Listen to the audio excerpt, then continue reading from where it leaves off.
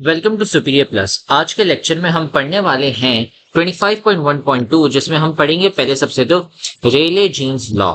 ये है हमारा कंटिन्यूएशन ऑफ हमारा पिछला लेक्चर जिसमें हमने पढ़ा था ब्लैक बॉडी रेडिएशन। ठीक है, तो अब ये वाला लेक्चर शुरू करने से पहले आप सबसे पहले चैनल को सब्सक्राइब कर लें। उसके अलावा अगर आप इस चैप्टर के नोट्स फ्री में चाहते हैं जो मैं इधर बना रहा हूँ, तो अभी जो स्क्रीन पे जो नंबर है आप उधर हमें मैसेज कर लें या फिर इस वीडियो की है ना डिस्क्रिप्शन में व्हाट्सएप ग्रुप की लिंक होगी, आप उधर ज्वाइन कर लें। हम आपको सारे चैप्टर्स के नोट्स, पास पेपर्स, गेस्ट पेपर सब चीजें फ्री में भेज देंगे। और उसके अलावा अगर आप ट्यूशन चाहते हैं फिजिक्स, केमिस्ट्री, एमकैट, ईकैट, किसी के भी, बायो, तो अभी जो स्क्रीन पे जो नंबर है आप उधर हमें मैसेज कर लें, हम आपको ट्यूशन दे देंगे। जो बच्चे हमसे ट्यूशन लेते हैं उनके हमेशा है ना 85% मार्क्स आते हैं और साथ में बड़ी बड़ी यूनिवर्सिटी में उनका एडमिशन भी होता है। तो अब है ना लेक्चर शुरू करते हैं क्वांटम फिजिक्स का रेले जीन्स लॉ। ये वाला लॉ पढ़ने से पहले आप सबसे पहले तो ये पता होना चाहिए कि स्पेक्ट्रल रेडियंस क्या है। स्पेक्ट्रल रेडियंस की डेफिनेशन यहाँ पे मैंने नोट्स में लिखी है, वो है कि यार amount of radiance emitted at specific wavelength और frequency at a specific angle और डायरेक्शन। क्या मतलब है कि यार मैंने है ना एक सर्टेन कोई सी है ना लाइट ली, ठीक है, और है ना ये मैंने यहाँ पे लेट से सूरज ले लिया या फिर इसको कोई सी भी ना आप सोर्स ले लें ऑफ लाइट, ठीक है, सूरज ले लें, अपनी फ्लैश लाइट ले लें, कुछ भी ले लें। यहां से है ना इस सर्टेन एंगल पे, ये एंगल मैं कह देता हूँ लेट्स से थीटा, ठीक है, ये कुछ भी हो सकता है 2 डिग्री या कुछ भी। इस सर्टेन डायरेक्शन में ना लाइट निकलती है, हम कहते हैं कि यार उसकी है ना वेवलेंथ हो गई 500 नैनोमीटर, ठीक है। अब ये है ना जितनी डायरेक्शन, किस डायरेक्शन में जा रही है स्पेसिफिक डायरेक्शन में, और साथ में कितनी वेवलेंथ है, फिर वेवलेंथ बता दी तो मतलब उसकी फ्रीक्वेंसी भी होगी, क्योंकि वो हमने देखा हुआ है कि यार C is equal to f lambda, ठीक है, ये हो गया। तो अब ये जो चीजें हैं ये मैंने आपको बताई हैं कि यार एक सर्टेन एंगल है, एक सर्टेन कोई वेवलेंथ है, फ्रीक्वेंसी है, ये डायरेक्शन सब बता दिया। तो इससे हम कहते हैं स्पेक्ट्रल रेडियंस। और ये जो आपकी स्पेक्ट्रल रेडियंस है ये हमारा रेले जीन्स लॉ कहता है कि ये जो आपकी है स्पेक्ट्रल रेडियंस, इसको डिनोट किया हुआ है एज यहाँ पे तो स्पेक्ट्रल रेडियंस, और ऊपर यहाँ पे as energy per unit volume per unit wavelength of black body radiation, जब ब्लैक बॉडी से निकल रही हो, ठीक है। आप बोलेंगे सर ये ई और फिर ये साथ में यहाँ पे ब्रैकेट लिखा हुआ है लैम्डा टी, इसका मतलब क्या है, ये स्पेक्ट्रल रेडियंस है। अब हम खाली ई लिखेंगे तो यार इसमें बहुत सारी आ सकती है, कैनेटिक एनर्जी, कैनेटिक एनर्जी को हम के ई लिखते हैं, पोटेंशियल एनर्जी होती है वो पी होती है, और फ्रिक्शन हो गई तो एफ लिखते हैं। तो बहुत सारी ये टाइप्स होती हैं, तो हमने है ना बस इसको है ना ऐसे यूं लिख लिया स्पेक्ट्रल रेडियंस को ऐसे एनर्जी। ये कौन सी एनर्जी है? Energy per unit volume per unit wavelength of black body. ये है ना आपकी, ये है basically inversely proportional to what, आपका लैम्डा अपॉन 4। वेवलेंथ को आप टू द पावर 4 ले लें, उसके इनवर्सली प्रोपोर्शनल है, ठीक है। तो इससे हमारा सिंपल यार ये बन गया अब कि ये जो आपकी है this is inversely proportional to lambda over 4, lambda to the power of 4। और फिर उससे हमारा एक फॉर्मूला भी निकल जाता है, E is equal to 2CKT upon lambda to the power 4। ये फॉर्मूला क्या किधर से डिराइव होता है ये ना एक्सपेरिमेंट से किया गया, तो इतनी टेंशन ना ले, लेकिन है ना ये फॉर्मूला अब है ना हम लिख लेते हैं यहाँ पे, और इसको हमें ना प्यार से लिखते हैं इसको। ये हमने पहले लिखा E, बहुत आसान है, एनर्जी हमारी लैम्डा टी, ये किसके बराबर है, ये है 2CKT upon lambda to the 4।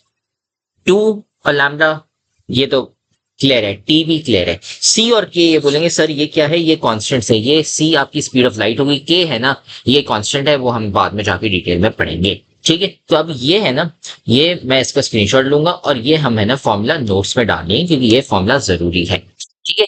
और ये जो बाकी नोट्स मैंने यहाँ पे लिखे हैं वो भी हम पढ़ेंगे, उसकी टेंशन ना लें। सबसे पहले तो हम यहाँ पे डाल देते हैं ये वाला स्क्रीनशॉट, और बस ये है ना एक फॉर्मूला है जो बहुत जरूरी है, ठीक है। ये फॉर्मूला हो गया, ये हमने यहाँ पे लिख लिया। अब सबसे पहले स्पेक्ट्रल रेडियंस की डेफिनेशन मैंने आपको बताई, amount of radiance emitted at specific wavelength और frequency at a specific angle और डायरेक्शन।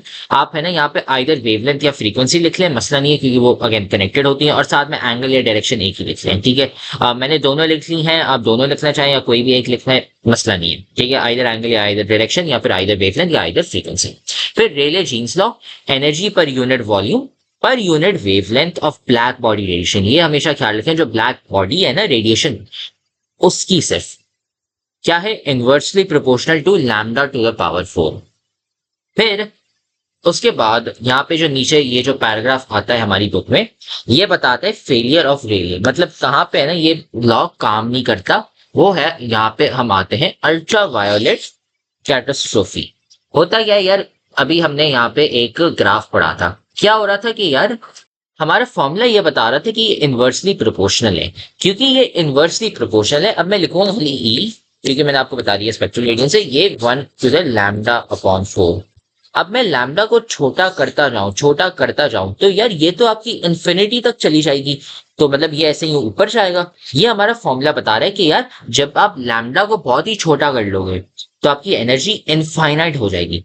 ठीक है, ये हमें किससे पता चल रहा है, हमारी इस इक्वेशन से, जो हमारी ये रेले जीन्स लॉ भाई साहब जो थे, ठीक है, या मोहतरमा, तो इन्होंने हमें ये बता दिया फॉर्मूला। इस फॉर्मूला के हिसाब से यार हमें पता चल गया आप लैम्डा को छोटा करते जाओ तो ये है ना इनफाइनाइट हो जाएगी। ठीक है, ये हमारा फॉर्मूला बता रहा है और साथ में ग्राफ बता रहा है, ये ऐसे ही पर।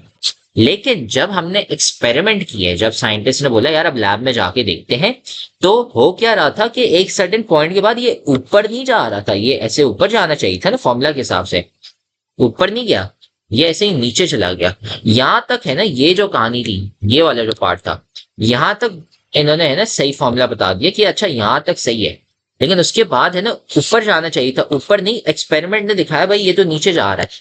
तो छोटी वेवलेंथ पे ये जो हमारा रेले जीन्स लॉ है उसमें है ना गलत है, उस पे हमें यहाँ पे ये फेल हो जाती है इक्वेशन छोटी छोटी वेवलेंथ पे। तो उसकी वजह से हमारा आता है अल्ट्रा वायलेट कैटास्ट्रोफी। इसका मतलब क्या है कि यार हमारी इक्वेशन बता रही है यार कि ये इनफाइनाइट होना चाहिए, लेकिन एक्सपेरिमेंट करके बता रहे हैं तो भाई ये तो कम हो रही है इसकी रेडियंस और ये सारी चीजें। ठीक है, तो उसकी वजह से यहाँ पे है ना मसला आ गया इस इक्वेशन में, तो इसकी वजह से हमारा आ गया failure of Rayleigh Jeans law इधर से। ठीक है, ये हो गया हमारा failure of Rayleigh Jeans law, और ये भी हमने है ना अब नोट्स में लिख लिया। नोट्स में क्या लिख लिया कि यार according to the equation and graph जो मैंने अभी आपको दिखाई, प्रिडिक्टेड एनर्जी जो हमारी है रेडिएशन वो इनफाइनाइट होनी चाहिए शॉर्ट वेवलेंथ, मतलब यूवी वाला जो अल्ट्रा वायलेट वाला रीजन है। ठीक है, बट ये पॉसिबल नहीं है यार, एनर्जी इनफाइनाइट नहीं हो सकती। एक्सपेरिमेंट्स की वजह से हमें पता चला कि यार ये इनफाइनाइट नहीं है, ये कम हो रही है एट शॉर्ट वेवलेंथ, जिससे हमारा लॉ कॉन्ट्रैक्ट हो रहा है, जिससे हमारा आता है failure of Rayleigh Jeans law.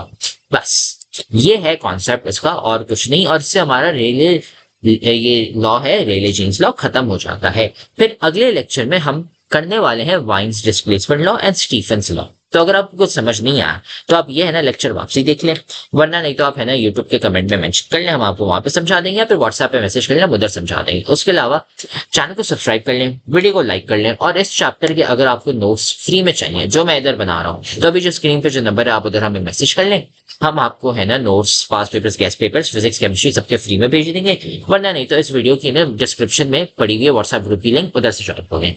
और अगर आपको ट्यूशन चाहिए तो अभी जो स्क्रीन पर जो नंबर है आप उधर हमें मैसेज करें, हम आपको ट्यूशन दे देंगे।